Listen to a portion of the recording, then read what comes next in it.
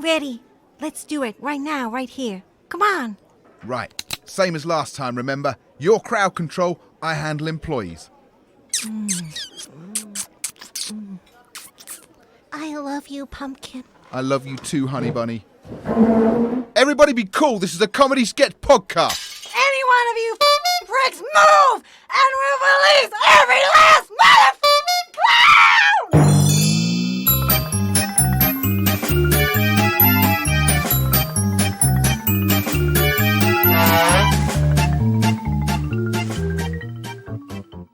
Hello and welcome to Release the Clown sketch comedy podcast. I'm Alex Marion and I'm here with my co-host Nick Hildred. And we're talking to one of our favourite writers, someone who's been with us pretty much from the start, who's written lots of sketches for us, and today she's going to be picking her favourite sketches and talking to us about them. And you just heard her there. That was the dulcet tones of Karen Morden. Hello, Karen. Hello, Alex. Hello, Nick. Hello. Yay, Karen Morden in the house. Well, not in the house. In the house, in a different house. In her own house. In a house. In a house. In the virtual Zoom house. So, Karen, we just heard the Pulp Fiction intro. How did that come about? I'm not sure who wrote it. Was it one of you guys? I don't think it was written as such. I think you guys improvised it, didn't you? I think we were just messing about in the studio. And then somebody got the clip up. Yes, that's right. Yes, I'd completely forgotten it was improvised. It's really, I think spirits were very high without alcohol. It was just, there was something in the air, wasn't there?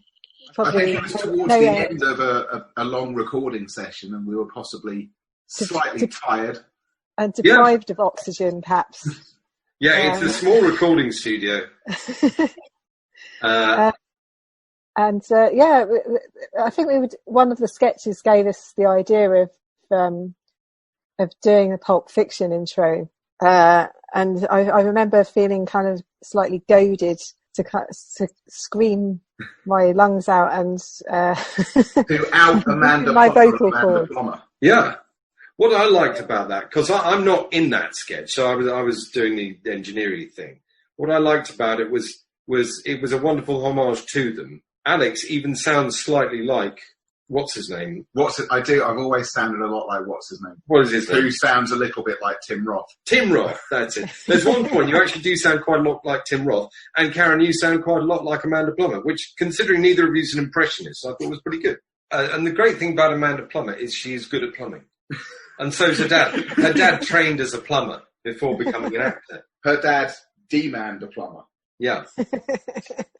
I've got a question. How did we get fortunate enough to get Karen on board with Release the Clowns? You two go. So, good question. Karen. Very good question. Well, we met at a course run by the Free Association, aka FA, which was about writing comedy sketches, and it was done by the illustrious Liz Kingsman, aka Smith, aka something else perhaps. Massive dad. Yes. And what was the name of the it was kind of written and created by some comedy writers whose names I've forgotten. Yeah, very famous. Very big, very famous comedy writers who've something brothers, the Dawson brothers. Dawson brothers, yeah. I'm sorry. They're supposed to be quite good, aren't they? Apparently so. Yeah. Sorry, I do have like COVID brain, so. Yeah, we should say at this point that Karen is plagued. Yeah, not infectious wise, but I have. I'm one of those people with the long-term symptoms syndrome, which isn't very nice. But we won't dwell on that too much. Let's not dwell on that. No, but yeah, my brain is. But yeah, we were on the course together, and we were already talking about doing the podcast, which is partly why I went on the course, to sort of refresh my sketch writing muscles. And I met Karen, liked the work she did, and asked her to come along. Yeah. Foolishly, you said yes. Oh no, I was very honoured. I was very honoured. It was a good class. There were lots of great people in it, and taught very well. The sort of whole FA ethos added an extra dimension, let's say. Yeah, I think they were very hot on sort of economy of language. So it was probably the first time I'd ever actually specifically had word limits set for myself on sketches. Wow. Yeah, and I think, and economy of concepts as well, almost. Like if you were escalating something, they were very strict about, not being repetitive or not staying on the same level. You really had to take something up to the next level line by line. You couldn't really they didn't allow you to stay and meander. Level above that. Yes, That's because they were very hot on not escalating too quickly. Wow. Yes. Not going to crazy town. Yes. Okay. What immediately? But you could in the end. In the end, right? If you went through all the requisite steps to get there. But yeah, you couldn't be complacent either. It was a fine balance. On which subject shall we get onto your sketches? Yeah. Okay then. So the first one we're going to listen to is Moo Poo. Well, I think we're starting at the bottom, aren't we? Quite literally, yes. Yes, okay. Let's listen to it then, and then we'll talk about it. From the internationally renowned labs of Areola Paris, who brought you lavage de visage, soap bar and miscellaneous water, comes a revolution in skincare. A breakthrough way to cleanse, tone and moisturise that's clinically proven to combat the 127 signs of ageing. And it's totally natural and naturally sourced from nature. Moopoo is produced exclusively on my organic farm in Provence. Rub Moopoo into your skin and say goodbye to fine lines, blemishes and uneven patches. Here comes the science bit. Moopoo is bursting with over 50 nutrients, and its concentrated nitrogen formula encourages renewal of the epidermis. Seedgrass gently exfoliates, while wheat straw eliminates free radicals. You deserve a luxury skincare experience every day. 72% of women agree that if you don't want to look like an agate munter, you should buy Moopoo now for only £299.99 a bottle. Don't be a victim of your own unforgivable neglect. Start using Moopoo and discover a truly unique radiance. And it's not just for your face. Slather Moopoo all over for complete body confidence. Order Moopoo today and get a bonus gift absolutely free. Choose from tanning turds, manure manicures or eyebrow muck, while stocks last. You're worth it!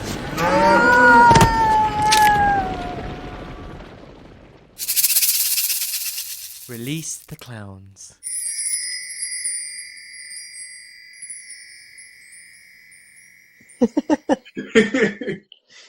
So, that was Moopoo. That was Moopoo. It's a parody ad. It is. It's a venerable position. It's a venerable parody. It's also one of the rare parody ads not written by Hildred, which is nice. It gives it a different tone. I will say we've mentioned this before in these shows, but there are some lines that are just so particularly lovely. And Aged Munter in a French accent is just a beautiful thing. Yeah, that line really is. When said in the French accent, it just goes to a level of wonder. Yeah, I didn't really plan that. I think we might have just decided on the day to do it in a French accent. Well, it certainly worked. It was a very good decision. So Karen, talk us through why you felt moved to create Moopoo.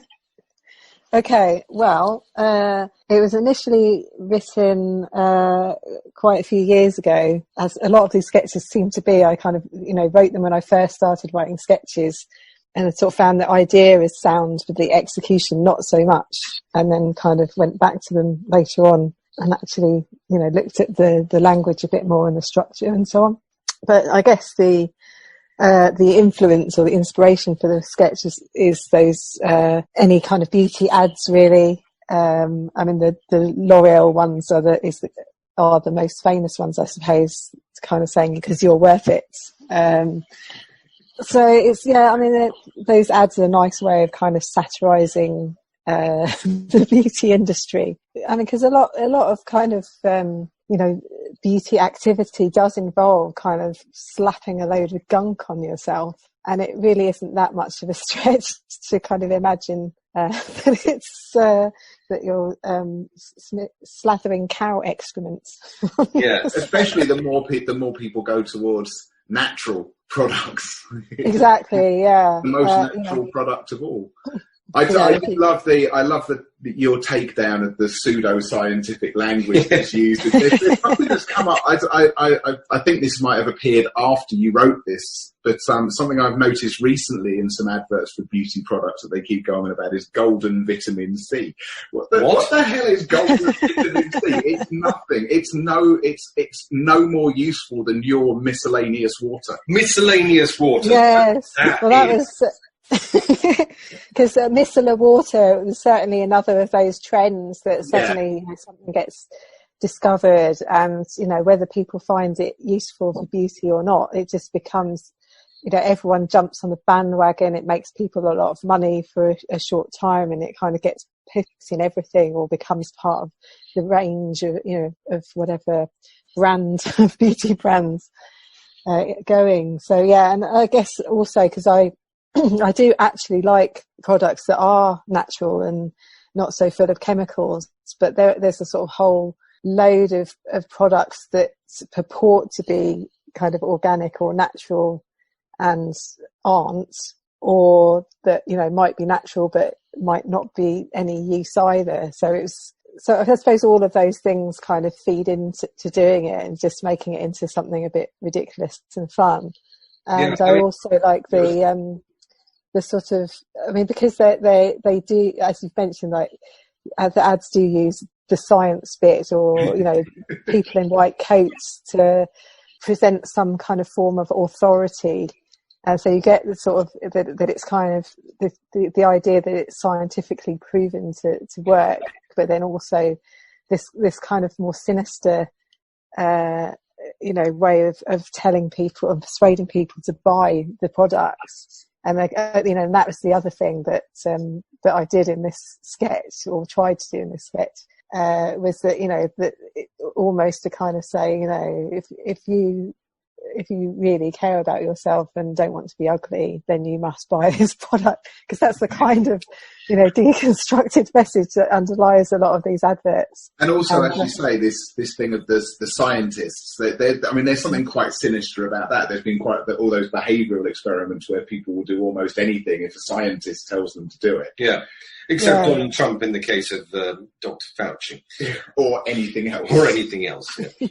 But yeah, I remember one of the lines that did get knocked around was the 127 signs of aging. And that was the one, Phil Whelans really liked that, because it's a ridiculous number. It is a stupid number to hit on. And that's why that works so well. Because if you do 10, 20 signs of aging, we actually had that conversation. Yeah, it needs to be more. Because we saw the 127 signs of aging you've written in the script, and then somebody around the table did say, "Is that the funniest number?" And there were. Yeah, it was the funniest. I think 127, because isn't it traditionally in the adverts they always say 7, which is another thing they do. Use a number and it sounds authoritative. Yes. Yeah. When was this consensus come to? Exactly. And I'm only 50 and I'm way past 7 signs of aging already. But 127 actually at this point seems quite reasonable to me. I've got to say, the listeners are very lucky that they can't see Alex. I don't know whether our listeners are familiar with the picture of Dorian Gray, but imagine that walking around South London teaching young people. And the things they learn. Oh, crikey. There goes my DBS check. Oh, thanks, Nick. I think So possibly. I always thought that that Alex was Dorian Gray and Nick was the picture. I've always liked Karen, though. Always liked Karen. I always wondered whether she was pulling her weight in the show. She is now. Well, on that note, shall we listen to the next sketch? Yes, please. Okay, and this is a sketch called Elephant. Okay, oh gosh, it's got two different endings. Which one did we do? Oh, did we go with the skedaddle ending? Yeah, okay, here we go. Definitely. Of course we did. I've got two versions of it. One is elephant, sensible, and the other one's elephant, skedaddle ending. I love the idea that there's a sensible version of this sketch. Okay, here we go.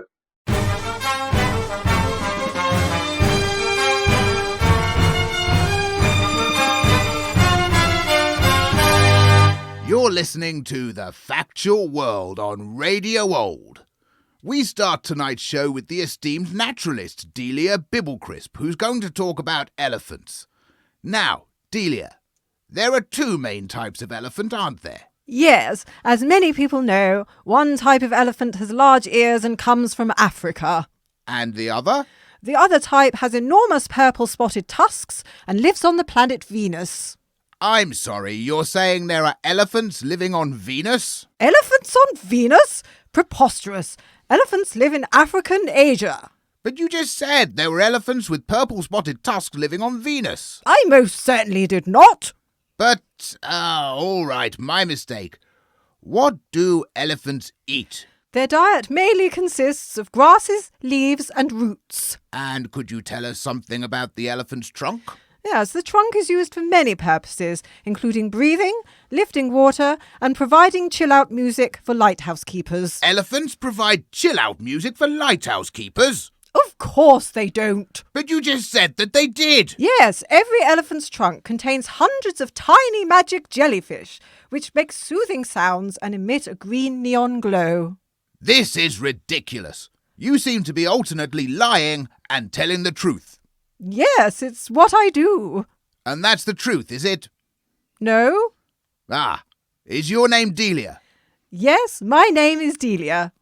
What is your name? I told you, my name is Derek Fingelfangle Weissmerzer. Right, so you'll be telling the truth next. Yes.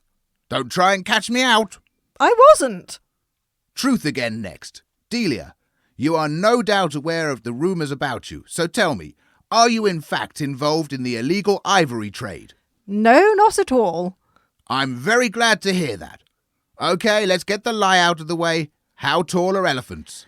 African elephants stand 3 to 4 metres and Asian elephants stand 2 to 3.5 metres. Hang on. That was true, wasn't it? No, elephants are about the same size as a small cockatoo. That means you lied out of turn. No, I didn't. Yes, you did. Yes, I did. So you did? No. Oh, I'm confused. What is your name? Romana Wellyhopper. Why did you lie twice in a row earlier? Because you said the word involved, which means I have to tell the truth. The word involved? Yes. So if I say the word involved every time, you'll have to tell the truth? Yes. Right. Delia Bibblecrisp, are you indeed involved in the illegal ivory trade? Hey, where are you going? That's not the rules. You have to tell me the truth. Yes, but you said the word indeed, which means I can run away without saying anything. Goodbye!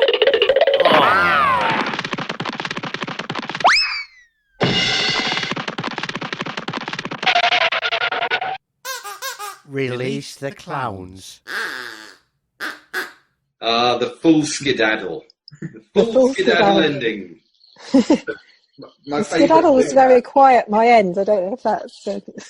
It's certainly not quiet, and it is a full skedaddle. And I love the fact that actually there was a discussion about whether or not to do that. How it should end. Should it just be running away, or do we do the skedaddle?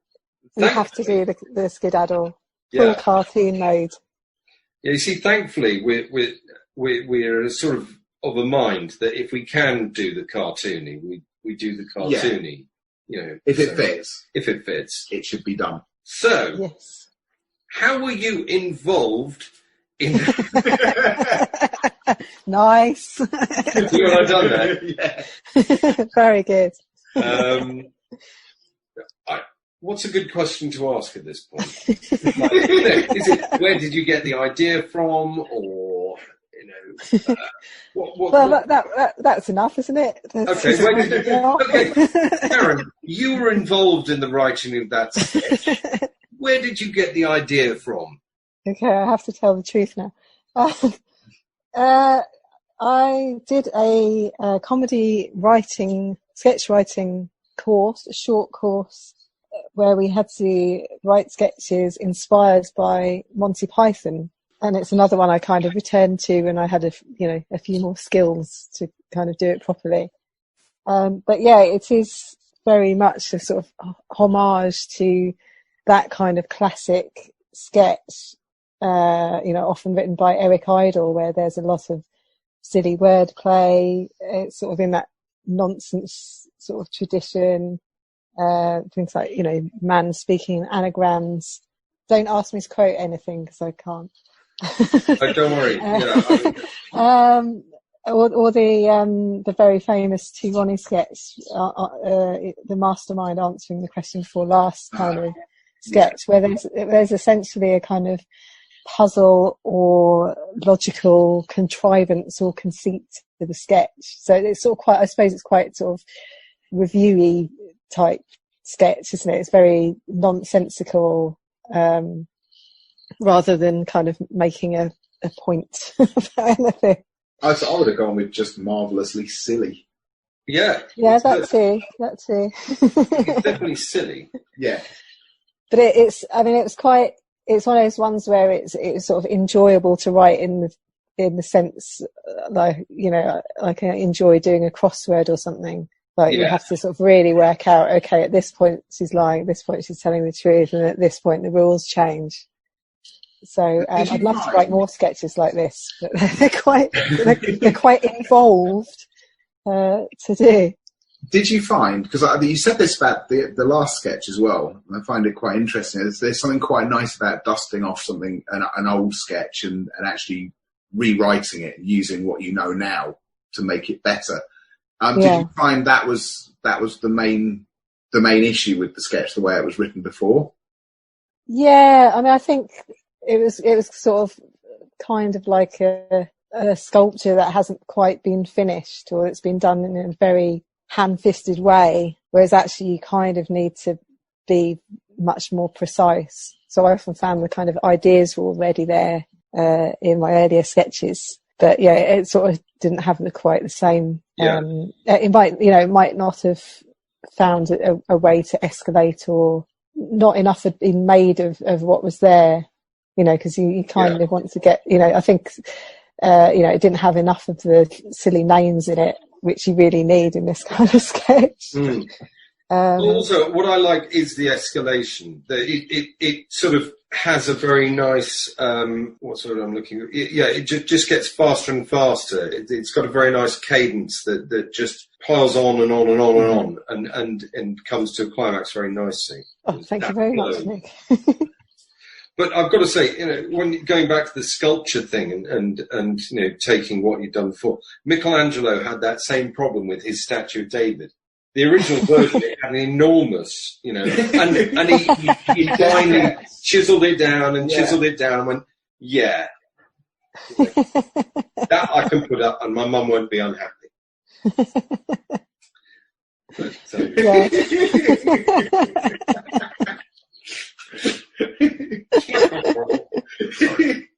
That might be the most cultured knob gag I've ever heard. Hang on. What else? Oh, the other thing I was going to say about this one is that I quite like the sort of silliness and the slightly psychedelic imagery in it. Yes. Like the sort of jellyfish and that kind of stuff. I love the jellyfish. I love the idea of chill out music specifically for lighthouse keepers. Yes. Good specificity. Yeah.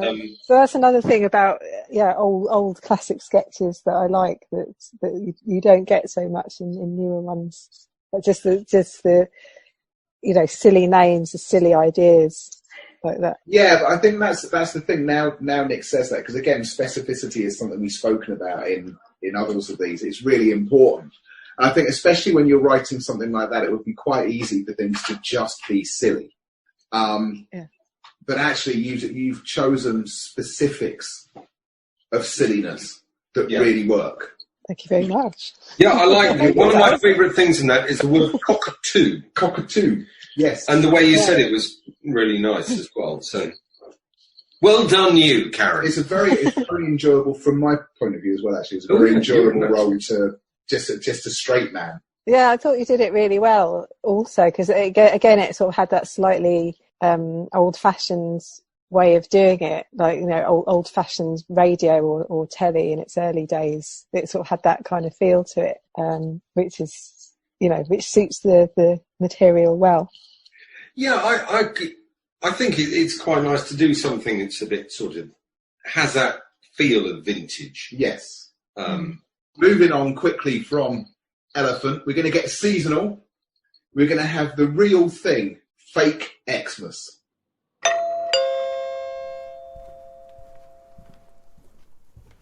Vicky! Heather, come through. Mince pie? Oh, don't mind if I do, thanks. It's from M&S. Oh, it's lovely. Didn't bake any from scratch this year. It's such a busy time, isn't it? Oh, your Christmas tree is absolutely gorgeous. Thank you. It's my first fake tree. I love it. Oh, it's beautiful. I used to get real trees every year, but I really can't be bothered now. They can be a bit of a faff, can't they? Absolutely. Having to buy a new one every year, dealing with the water spilling and pine needles falling out all over the place. All that hoovering. By the time it gets to Christmas Day, it's a sorry state. Plus, it's bad for the environment. And thank God for LED lights. They're much easier, aren't they? Yeah, I've decided after last year that Christmas is just too stressful. So if I can find any life hacks, I'll use them. Yeah, life's too short. So have you got any tips? Well, I'm doing fake turkey this year. Oh, you mean that veggie stuff, imitation meat? I suppose there's no defrosting, no salmonella? Nah, it's plastic. Look. Plastic? After last year, I can't be asked. No one ate any turkey because we were stuffed with chocolate and sausage rolls. So this year, it's just for show. So your whole Christmas dinner's made out of plastic? Yep, plastic turkey, plastic potatoes, plastic sprouts. Wow. And it will last me for years. Well, I guess if you're cooking less, it means more time with the kids. And I see they've got lots of presents there under the tree. What are they getting this year? Oh, those are just empty cardboard boxes. Really? Everyone knows that kids like ripping off the paper and opening the boxes. They prefer the box to the actual present. So I'm not buying any gifts this year. Wow, that's going to be quite a lesson for Gracie and Tom. But at least you're teaching them the real meaning of Christmas, right? Right. None of this over-commercialisation, just proper quality time spent with family. Nah, I've had it. After last year, I'm not doing a real family this year. What? I've ordered life-size cardboard cutouts of Mark, Mum, the kids and the in-laws. So much easier. There'll be no arguments round the table. So, with your fake tree, fake dinner, fake presents and fake family, what are you going to do on Christmas Day? I'm keeping it real. Going to snuggle up in front of the TV with Father Christmas. Ho, ho, ho! Good grief. Release of the clowns.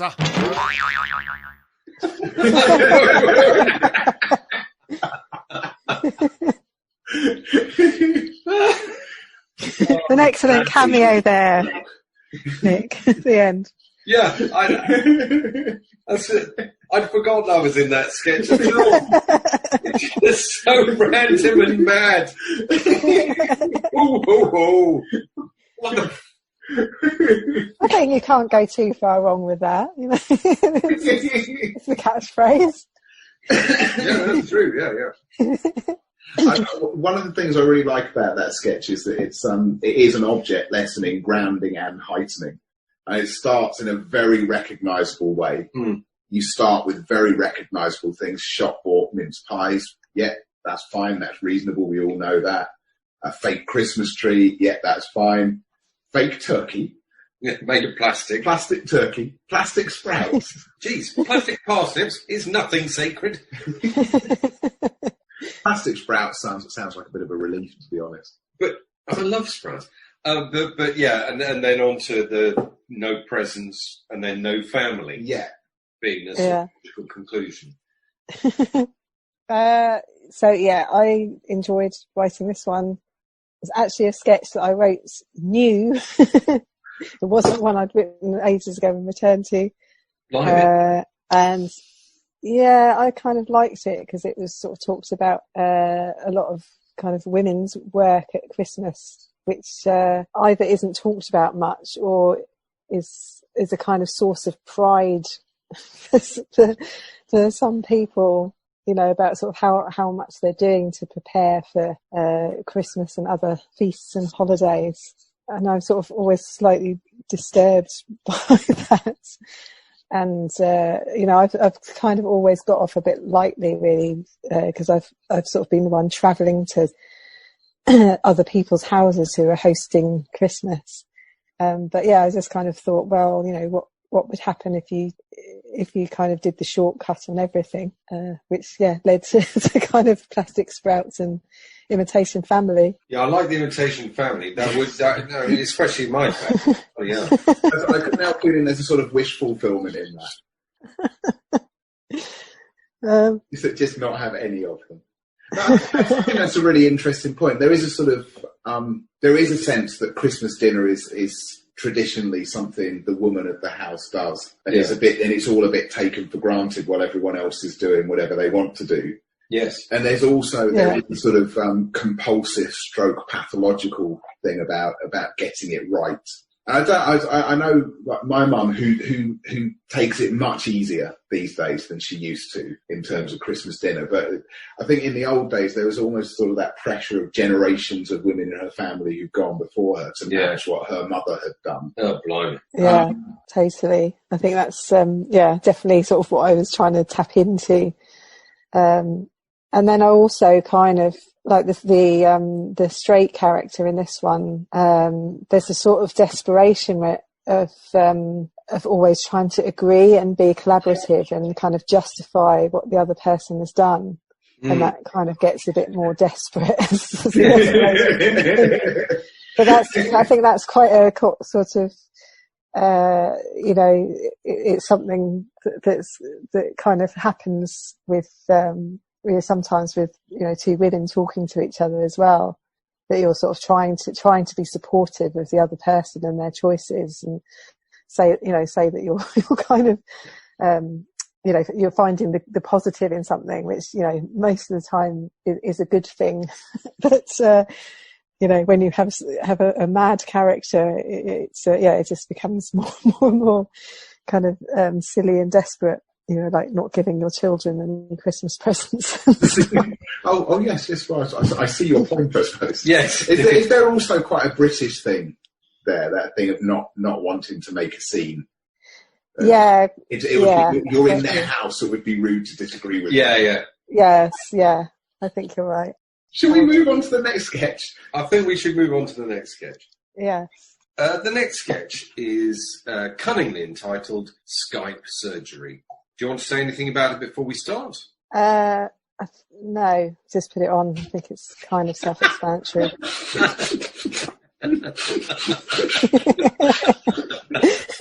There's that way of trying to get me to say something that's actually usable in a recording. Oh, God. No, it's just the way you said that. I'll tell you what I can say about Skype surgery. Yes. Is that it could also be Zoom surgery, house party surgery, whereby surgery, team surgery, or Cisco WebEx surgery, or the video conferencing platform of your choice surgery. Are you saying other video conferencing platforms are available? Indeed. That would be a shorter, more succinct way of putting it. Nice. Let's hear the sketch. Welcome to Skype Doctors, Paul. Oh, thank you for seeing me, Doctor. Oh, can you see me? I can see your chest. Tilt the webcam up a bit. Right, this better? That's it, yes. Well, thank you. I would have had to wait 5 weeks for a normal appointment. No worries. How can I help? Okay, well, I've got this bad pain in my tummy. I'm quite low down, and I feel sick, and I'm burning up. Okay, let's take a look. If you just lift your shirt up. Oh, right, okay. And then if you can just gently palpate that part of your abdomen right there. Palpate. I'm afraid you have acute appendicitis, Paul. Oh, shit. Your appendix could burst at any moment, so I'm referring you immediately to surgery to remove it. Okay, right, so I've got to go to the hospital. Transferring you now. What? No. Thank you for using Skype Doctors. Hang on. You have been charged £30 for this call. What? Welcome to Skype Surgery, Paul. What? As it's an emergency, there's no time to send over a proper kit. We'll have to improvise. Hang on, isn't someone going to send an ambulance? Have you got any alcohol in the house? Well, yeah, I've got some whiskey, but... That's ideal. Drink as much as you can. What? Now. That's- And sterilise your What? hands. No, wait, can't I just call 999? Try if you want. No one's there to answer you. Now, take a scalpel. A and make- scalpel? A vegetable knife will do. What? Take the knife and cut a 7.5 centimetre incision horizontally in your lower right abdomen.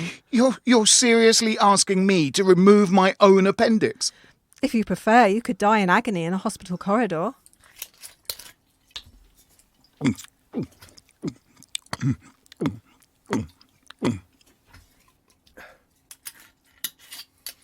Good. You're anaesthetised. No, I'm not. Now, make the incision. There's no time to lose. Okay. Ah! Oh my God, the blood! The blood! Oh, I need a proper doctor. Now, with pliers, locate the appendix just as I'm showing you here. What? Well, I can't see you. Are you using full screen? I don't know. My laptop's covered in blood. Can you see me now? Is your webcam off? Click the blue button. Oh yeah, that worked. Okay, now, separate the appendix from the hang on. surrounding tissue No, you... and the cecum. What? You're breaking up. Oh, no, you're frozen. Hello? Can you hear me? Someone help me. And to finish, simply sew the muscles and then the skin together. What? Oh, God. Well, look, I hope I've done this right. Oh, no. I think I'm going to pass out. Thank you for using Skype Surgery. You have been charged £30,000 for this call. Oh, no.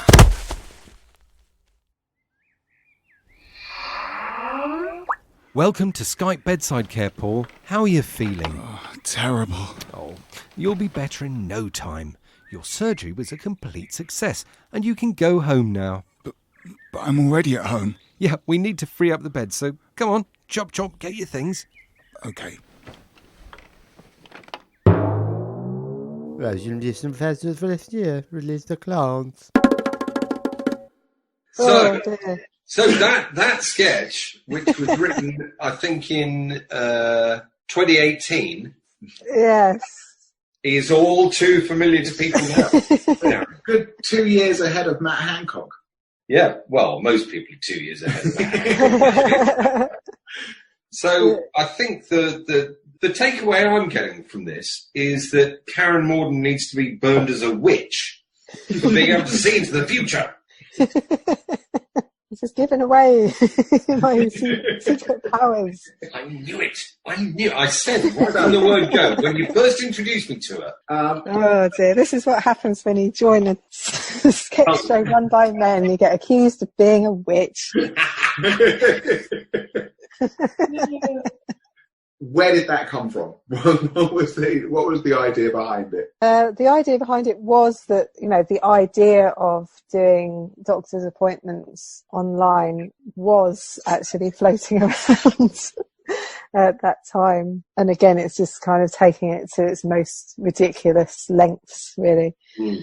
I mean, it does, just the fact it's on Skype feels really quaint now. So it feels quite outdated. It's crazy, isn't it?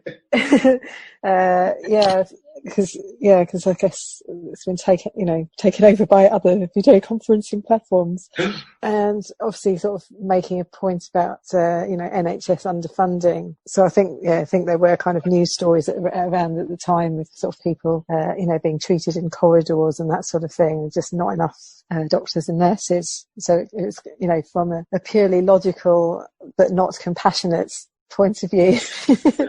Skype surgery, seems like the logical thing, and then it kind of goes a bit surreal at the end. But I mean, one of the great things about this sketch is it is very relatable, even before COVID. But now this has happened, it's even more. It's weird though. I mean, I did actually listening to that now. I did find it a lot more gruesome than I did when I wrote it, because I think some, as you say, some of it has become more familiar. Lots of having to kind of cope for ourselves because we haven't quite got the same kinds of support. So there is a worry listening to it that might actually be closer to the truth than you realised when you first wrote it. Yeah, absolutely. Yeah. Also, listening back to it, what you've got there is Phil Whelans giving you realism. He sounds in a lot of pain, but you see, that's what makes the comedy work. And I think this is one of the sort of those fundamentals of comedy: is you've got to really commit, lean in. It's the way you've just got to go. Yep, going for this. But also, and again, not for the first time in these, it's a testament to the fact that we have performers who can do that, who can carry on. Yeah, it's a brilliant performance by Phil, definitely. He just does it so well, and the timing as well is just impeccable, which I think is part of the conversation that we had that you've got on that recording of behind the scenes. What we've got here is us in the studio effectively workshopping this sketch as we went along. It was in between take 1 and take 2, I think. Yeah. So, let's have a listen. Might help to sort of pace it up as well, so that things are getting out of his control. There's almost that thing of do this thing. Good, you've done that thing. You go, no, I haven't done that thing. So it's getting their side of it is getting. So he's going, what? No, I haven't got it yet. So it's really moving almost artificially quicker than he could ever do these things. It's make an incision. Good, you've made an incision. Now do the. He hasn't even made the incision, and he's going, what? So maybe just push it along that way. Yeah. On this fade out, fade back in. Here, how long? I was just thinking that it would fade out on the word look, and then just fade back in on the I'm afraid, just to show that some time had passed, but to not make it boring. But what you could do is go, okay, let's take a look. Let's take a look, and if you could gently palpate the area, and maybe palpate. Yeah. And then that I can do that on the fade down, and then the fade back in. Just the I'm afraid you have a huge pain size. Yeah. Okay. Is that all right? Well, it's really interesting hearing that. It's an example of Phil Whelans having this incredible mind for structure and for timing, and sort of relationship between two characters, or more characters. Well, I think, and it's just how it kind of relates, and just to kind of squeeze the best sort of comic value out of it, because you've got this character who is in pain, and it could be quite sort of tragic and horrible if it's not done right. Well, I think also it highlights the fact that when we're in the studio, we've got lots of voices we can listen to, and everyone's got the same goal, which is having the best sketch we can get, and we all listen to each other and respect each other's opinions. And I think the extent to which sketches are tweaked from the moment we arrive there, through the rehearsals, through the table read, between takes, as we saw there, there's always new things coming in, new ideas. Yeah, Yeah, it's so much fun as well as a process. It's not, I think it's sort of, I think, yeah, like you're saying about respecting people, like if a writer really wants to keep a particular word or line, they can. But I usually find that it's much better, if notes do come through, that it does improve the sketches, and it's not like, oh my God, my sketch is being attacked and skewered, cut apart, or whatever it is, having its appendix out. It's actually, improves the final product, and it's just done. But it's just so fun to do it. It's not a chore at all. Shall we move along to your final sketch of the extravaganza? Yes, why not? Okay. Which Had is enough of the blood and guts. Yeah. Well, this is very different. This is a lovely sketch based on two beloved movie characters who are returning to the screens this year. So again, very timely. Coming soon, two old friends are back. Dude, I can't believe we flunked our accountancy examination. Most heinously. To take you on an epic journey. We've got to labor in this odious office the duration of the summer. Totally bogus. Guys, I need that spreadsheet by tomorrow, or so help me God. Keanu Reeves and Alex Winter return in Bill and Ted's Excel Adventure. How do I freeze panes again? Where every number counts. Now, if you add A1 and B2 and auto-sum up to H125, we can find the most resplendent turtle. Totally total, dude. And despite setbacks, we're trapped in a circular calculation. No way. Yes way. No way. Yes way. They can discover the meaning of friendship. Ted, I won't let you die, buddy. Take my cells, all of them. But you had the most bodacious field names, dude. And save the universe. If we could just use the de-average function, then autofill from the original document and perform a multi-level sort, we should be able to recover the missing dark matter and reconfigure the entire space-time continuum. Party on! Bill and Ted's Excel Adventure. Everything's a formula. Excellent!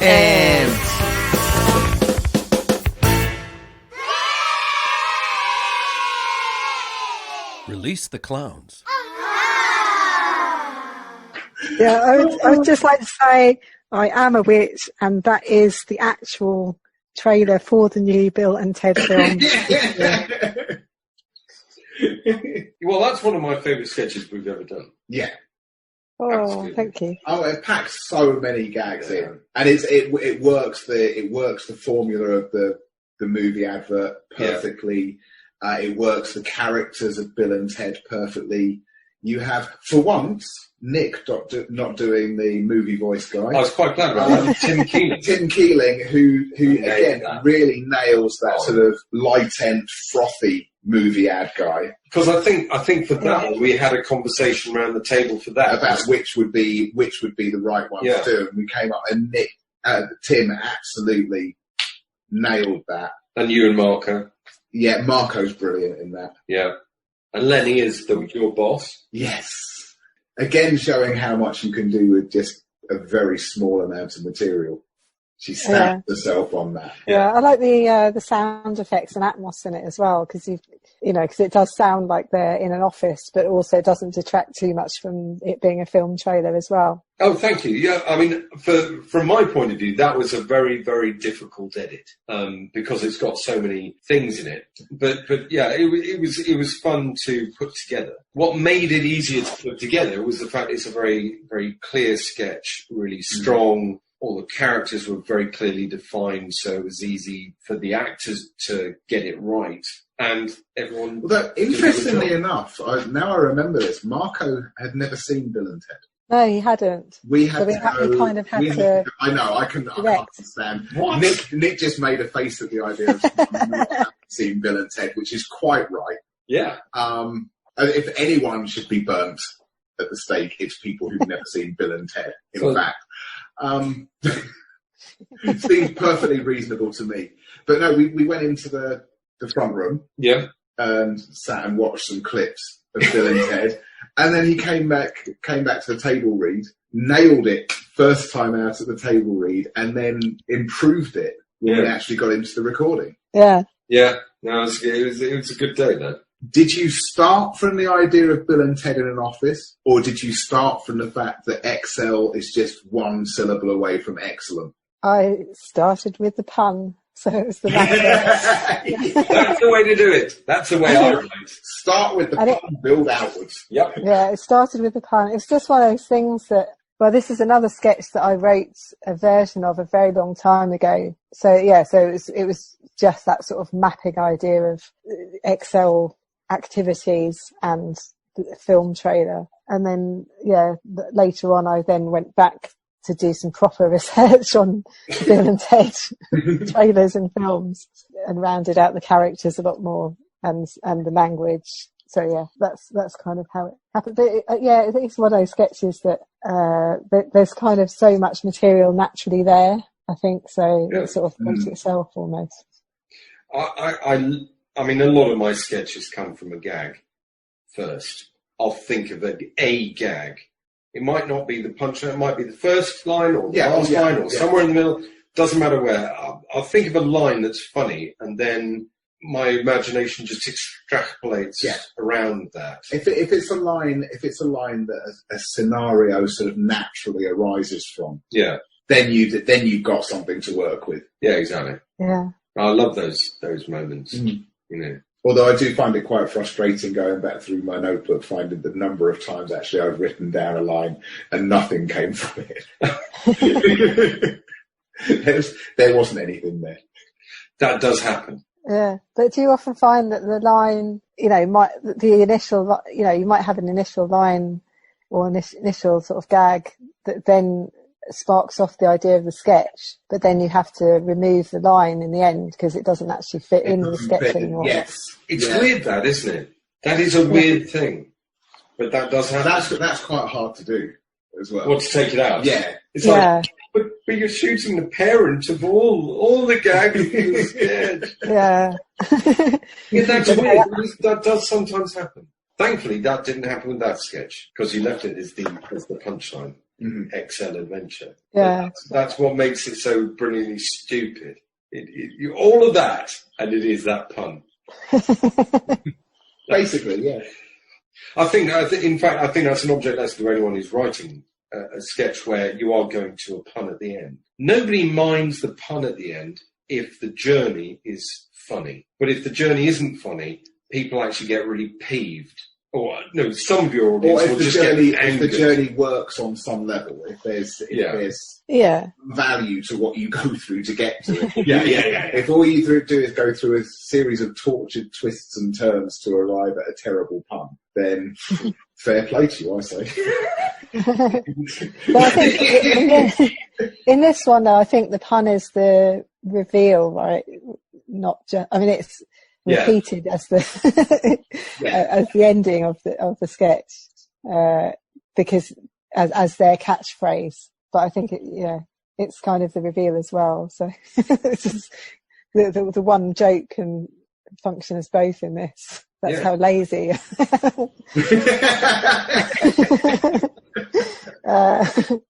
I know one thing we haven't done so far is an honourable mention. Oh, okay. One of the things I enjoy about this is that I'm always surprised by the things that people pick. They don't necessarily pick the things that I would have thought of. So I think it's worth mentioning a few of the sketches that didn't make the cut. Organ driving comes to mind. That was never in my shortlist. A fantastically mad sketch. Coriander trailer. Oh, coriander trailer. Oh, that's again you and Phil Whelans. Yeah. Line dancing. Line dancing is fine dancing. But I think the one that most stuck in my mind, the one that I was expecting to see come up that didn't, Book Lovers. Yeah. That was my almost in. No, Book Lovers is a nice sketch. That was in the list. That's a really great example of taking the game as far as you can possibly go. Yeah. Just playing the game in every way that you can.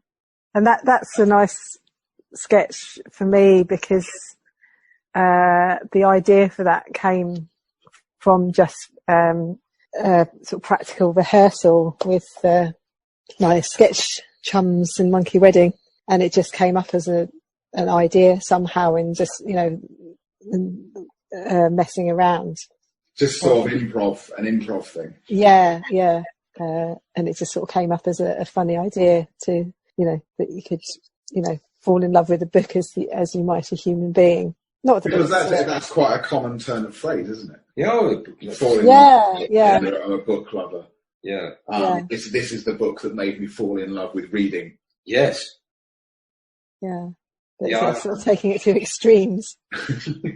Well, we might actually have to play that sketch now. Yeah, you could have given me an extra one now. Why not? It's a great sketch. I think it should be there. Are you ready?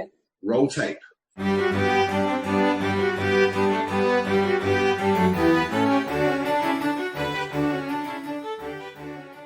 Welcome to the first in our new series on Radio Snore, in which a panel of experts tells us about their favourite book. With us are literary critic Paul Brennan. Hello.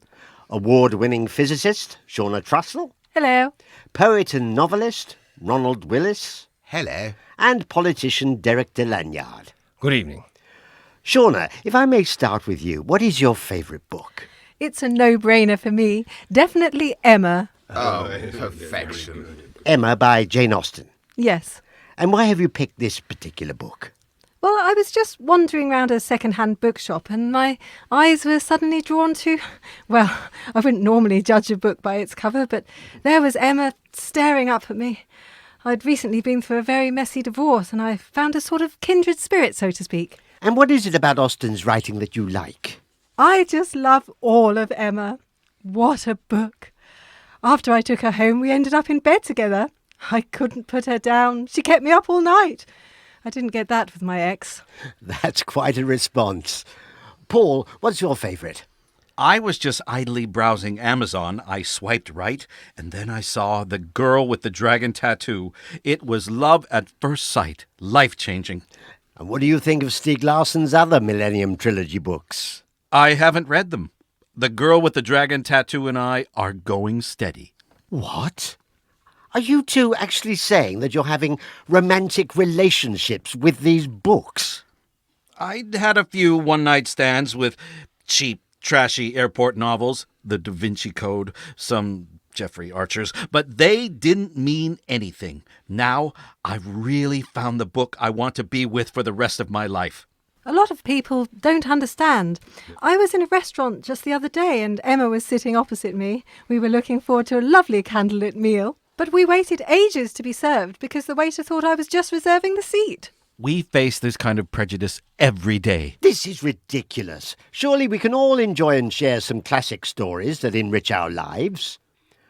Ronald, if I can turn to you, please tell me you read more than just one book. Oh, yes, I definitely do that. With my partner, 1984 by George Orwell. I can't believe I'm saying this on Radio Snore, but we sometimes visit the local library. My goodness me. And? We swap around. I might take Brave New World, I go for dystopians, while 1984 will snuggle up on a shelf with The Wind in the Willows. Goodness. Derek. I am completely monogamous with 3 men in a boat, and I refuse to listen to rumours. You are all completely mad. Books are an art form, mass-produced items for everyone. Look, I've got a copy of Emma right here. Emma! No! How could you? Oh, you poor thing. And I can download 3 Men in a Boat. How dare you? And The Girl with the Dragon Tattoo onto my Kindle anytime I want. Oh, yes, we've dabbled with Kindle. In fact, I'm doing it now. Draggy Tats, you promised this wouldn't happen again. Home wrecker? What am I going to do now? Well, my autobiography has just come out in hardback. Here. Hello. You can have this copy if you like. The spine's a bit damaged, I'm afraid. Oh, perfect for a rebound relationship. Release the clowns. Holy shit! Hey! Holy shit! Oh, no, the pun is earned. Oh yeah. That's brilliant. I've forgotten that pun. Oh. Thankfully, that sketch didn't start out from that pun. Oh, that's a beautiful sketch. Yeah. Well done. That's really great. Oh, thank you. Props to Phil Nice, just keeping it rolling along. And he's funny as soon as he starts talking. Yes, Phil Nice is funny as soon as he starts talking. That's been a problem for him throughout most of his adult life. It tragically forced him into the ghetto of comedy writing and performance. Yeah, exactly. Where he longs to be taken seriously. But yeah, I'm also, it's the asides along the way. You had one in the middle of that. Oh yes, we dabbled with Kindle. Those bits really work well. But I think those things are easier when the characters have been so clearly drawn. Yes, absolutely. Yeah, thanks. So they're very well timed. It does, those ad libs were really good in that sketch. I think the performances were really good, and it elevated the sketch to another level. Also, I think it's very nice to be able to do an ensemble piece. Mm. Yeah. Not a 2 or 3 hander, but something where actually everyone. We all cram into the studio, yeah. Yes, we all cram into the studio. But the two Phils, Phil Williams and Phil Nice, are both very good, I think, at sort of organising and directing a larger group of people. Mm. And they're quite good at kind of saying, oh, we need a bit of extra richness in there. Mm. How about this? Sort of, literally putting stuff between the lines. So it isn't just kind of a game of ping pong or something. Yeah, I agree completely. I think that's one of the nicest things of working with them, because they've got lots of experience in doing that. Yeah. Oh, now I'm starting to think, who haven't I said is good in these sketches? I probably, Well, Casper was in that sketch. Should have said something. Casper's had plenty of praise. That's true. He does get praise. Yeah. Anyone like praise? Was that your Casper impersonation? He's never going to talk to me again now.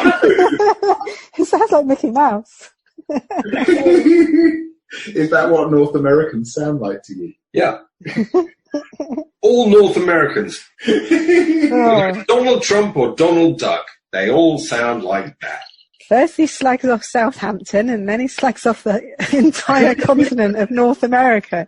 I've got two. I suppose they're linked. I suppose there is a link between those two places. Yeah, because they left Southampton to go on the mainland. Was it? It's all becoming clear. Plymouth, was it? Are you sure? Yeah, it was the liners that used to go from.